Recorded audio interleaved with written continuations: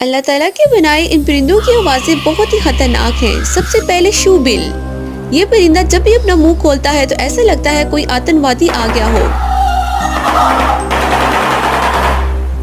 और next laughing कोकाबरा, इसकी आवाज़ तो ऐसी है जैसे कोई चुड़ैल हंस रही हो। और लास्ट में लून, इसकी आवाज़ अगर कोई जंगल में रात को सुन ले तो सोचो उसका क्या हाल होगा। बेशक अल्लाह बेहतरीन बनाने